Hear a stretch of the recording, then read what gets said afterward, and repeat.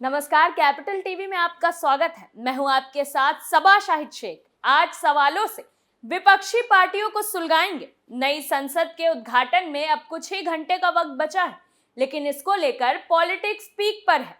पहले राष्ट्रपति से उद्घाटन को मुद्दा बनाया गया, अब सेंगोल को लेकर मोदी विरोधी एक सुर में बात कर रहे हैं।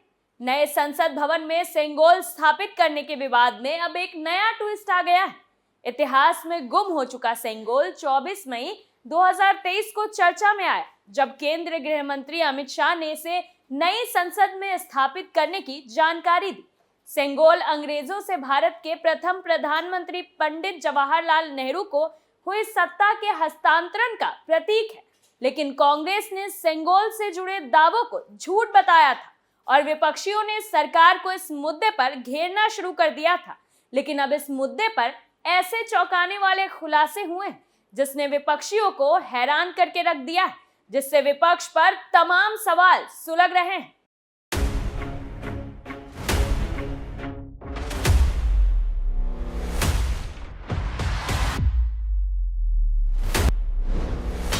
सियासत गर्म, सेंगोल का कैसा धर्म? सेंगोल पर घमासान, विपक्ष क्यों परेशान? उद्घाटन की लड़ाई अब सेंगोल पर आई। परंपरा का हिस्सा क्यों लगे किस्सा? दरअसल अब पंडित जवाहरलाल नेहरू को सेंगोल सौंपने का नया सबूत सामने आया है। सत्ता के ट्रांसफर के प्रतीक के तौर पर देश के पहले प्रधानमंत्री जवाहरलाल नेहरू को सेंगोल यानी राजदंड सौंपा गया था। 25 अगस्त 1947 को टाइम मैगजीन में छपी वो रिपोर्ट सामने आ गई, जिसमें नेहरू को राजदंड दिए जाने का जिक्र है। कांग्रेस ने बीजेपी के उस दावे को झूठा कह दिया था, जिसमें कहा गया है कि 1947 में सत्ता ट्रांसफर के प्रतीक के तौर पर सेंगोल नेहरू को दी गई थी। बता दें कि कांग्रेस नेता जयराम रमेश ने ट्वीट कर आरोप लगाया कि नई संसद को व्हाट्सएप यूनिवर्सिटी से मिले ज्ञान के आधार पर दूषित किया जा रहा है। बीजेपी और आरएसएस बिना सबूत के तथ्यों को तोड़ मरोड़ कर पेश कर रही। उन्होंने कहा कि यह सही है कि अगस्त 1947 में सेंगोल नेहरू को सौंपा गया था, लेकिन इसके सत्ता हस्तांतरण के प्रतीक होने का कोई दस्तावेज सबूत नहीं है। जयराम रमेश के व्हाट्सएप यूनिवर्सिटी वाले तंज पर गृह मंत्री अमित शाह ने उन्हें मुंह तोड़ जवाब दिया है। अमित शाह ने कहा कि भारतीय सभ्यता और संस्कृति से इतनी नफरत क्यों है? सोशल मीडिया पर भी बहस छिड़ी हुई है। ऐसे में अब सरकार ने सबसे बड़े सबूत के तौर पर 25 अगस्त 1947 की टाइम मैगजीन में प्रकाशित रिपोर्ट शेयर की। इसमें जो लिखा है उससे बहुत कुछ साफ हो जाता है। टाइम का वो आर्टिकल पढ़ने से पहले ये जान लीजिए कि क्या कांग्रेस का विरोध किस बात को लेकर है। तो चलिए बताते हैं। दरअसल जयराम रमेश ने बीजेपी पर सेंगोल के बारे में झूठी कहानी फैलाने का आरोप लगाया है।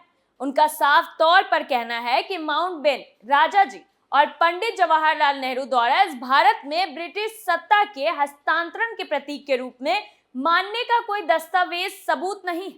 सेंगोल का इस्तेमाल सैकड़ों साल पहले चोल साम्राज्य के समय होता था। अब टाइम मैगजीन की वो रिपोर्ट को केंद्रीय मंत्री हरदीप सिंह पुरी ने प्रूफ के तौर पर दिखाया है। जैसे ही बड़ा ऐतिहासिक दिन करीब आता गया, भारतीयों ने अपने अपने ईश्वर को धन्यवाद देना शुरू किया और विशेष पूजा प्रार्थना भजन आदि सुनाई देने लगे। भारत के पहले प्रधानमंत्री बनने से पहले शाम को जवाहरलाल नेहरू धार्मिक अनुष्ठान में व्यस्त रहे। दक्षिण भारत में तंजौर से मुख्य पुजारी श्री अम्बलवान देसीगर स्वामी के 2 प्रतिनिधि आए थे। श्री अम्बलवान ने सोचा कि प्राचीन भारतीय राजाओं की तरह भारत सरकार के पहले भारतीय प्रमुख के रूप में नेहरू को पवित्र हिंदुओं से सत्ता का प्रतीक और ऑथोरिटी हासिल करनी चाहिए। पुजारी के प्रतिनिधि के साथ भारत की विशिष्ट बांसुरी की तरह के वाद्य यंत्र नागस्वरम को बजाने वाले भी आए थे। दूसरे सन्यासियों की तरह इन दोनों पुजारियों के बाल बड़े थे और बालों में कंघी नहीं की गई थी। उनके सिर और सीने पर पवित्र राख थी। वहीं 14 अगस्त की शाम को वो धीरे धीरे नेहरू के घर की तरफ बढ़े। पुजारियों के नेहरू के घर पहुंचने के बाद नागस्वरम बजता रहा। इसके बाद उन्होंने पूरे सम्मान के साथ घर में प्रवेश किया। एक सन्यासी ने 5 फीट लंबा सोने का राजदंड लिया हुआ था। उन्होंने तंजौर से लाए पवित्र जल को नेहरू पर छिड़का और उनके माथे पर पवित्र भस्म लगाया। इसके बाद उन्होंने नेहरू को पीतांबर ओढ़ैया और उन्हें गोल्डन राजदंड सौंप दिया। उन्होंने नेहरू को पके हुए चावल भी दिए, जिसे तड़के दक्षिण भारत में भगवान नटराज को अर्पित किया गया था। वहां से प्लेन से दिल्ली लाया गया था। आपको बता दें कि अमित शाह ने बताया था कि 14 अगस्त 1947 को एक अनोखी घटना हुई थी, लेकिन 75 साल बाद आज देश के अधिकांश नागरिकों को इसकी जानकारी नहीं है। इस दौरान सेंगोल ने एक अहम भूमिका निभाई थी। ये सेंगोल अंग्रेजों से सत्ता के हस्तांतरण का प्रतीक बना था। दरअसल जब लॉर्ड माउंटबेटन ने पंडित नेहरू से सत्ता के हस्तांतरण की प्रक्रिया के बारे में पूछा था, तो राजगोपालाचारी ने सेंगोल की परंपरा के बारे में बताया था। इस तरह से सेंगोल की प्रक्रिया तय हुई थी। इसके बाद तमिलनाडु से पवित्र सेंगोल लाया गया था और पंडित नेहरू को मध्य रात्रि में दिया गया, जिसके बाद यह माना गया कि अंग्रेजों ने नेहरू को सत्ता सौंप दी है। तो चलिए ये भी जान लीजिए कि आखिर सेंगोल के बारे में जानकारी कैसे मिली।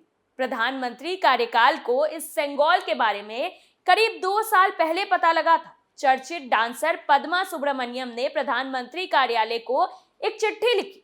इस चिट्ठी में उन्होंने सेंगोल का जिक्र किया था। वहीं द हिंदू की एक रिपोर्ट के मुताबिक पद्मा सुब्रमण्यम ने पीएमओ को लिखी अपनी चिट्ठी में तमिल मैगजीन तुगलक एक आर्टिकल का हवाला दिया था, जिसमें 1947 में पंडित नेहरू को सेंगोल सौंपने की बात कही गई थी। तमिल मैगजीन तुगलक में यह आर्टिकल मई 2021 के अंक में प्रकाशित हुआ था। जब चर्चित भरतनाट्यम डांसर पद्मा सुब्रमण्यम ने लेख पढ़ा तो उन्हें लगा कि ऐसी अमूल्य विरासत के बारे में सबको पता होना चाहिए और उन्होंने पीएमओ को चिट्ठी लिखने का फैसला लिया। इस चिट्ठी में मांग की थी कि पीएम स्वतंत्रता दिवस के मौके पर यह जानकारी देशवासियों के साथ साझा करें। वहीं पीएमओ को मिली चिट्ठी के बाद केंद्रीय संस्कृति मंत्रालय ने Indira Gandhi national centre for arts के एक्सपर्ट्स की मदद से सेंगोल की खोज शुरू की। एक्सपर्ट्स ने नेशनल आर्काइव्स ऑफ इंडिया से लेकर उस वक्त के तमाम अखबारों और दस्तावेजों में इसकी खोजबीन की।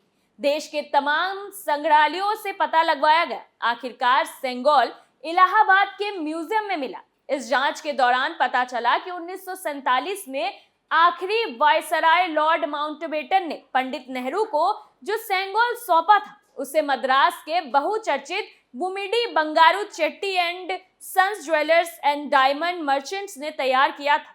उस वक्त इसे बनाने में 15,000 रुपए की लागत आई थी। संस्कृति मंत्रालय की टीम ने बुमिडी बंगारू चेट्टी फैमिली से भी पड़ताल की और उन्होंने कंफर्म किया कि सेंगोल तैयार किया था। वहीं रिपोर्ट की माने तो सेंगोल बनाने वाले परिवार के सबसे बुजुर्ग शख्स की उम्र 95 साल हो चली है। उन्हें कुछ खास याद नहीं, लेकिन उनके घर में अभी भी सेंगोल की एक तस्वीर रखी हुई है। सेंगोल शब्द तमिल शब्द सेमई से आया है, जिसका मतलब होता है नीति प्रायणता। सेंगोल एक तरीके का राजदंड है। 9वीं सदी के चोल राजवंश में सेंगोल के जरिए ही सत्ता हस्तांतरण होती थी। जब एक राजा दूसरे राजा को गद्दी सौंपता था तो प्रतीक के तौर पर सेंगोल भी सौंपता था।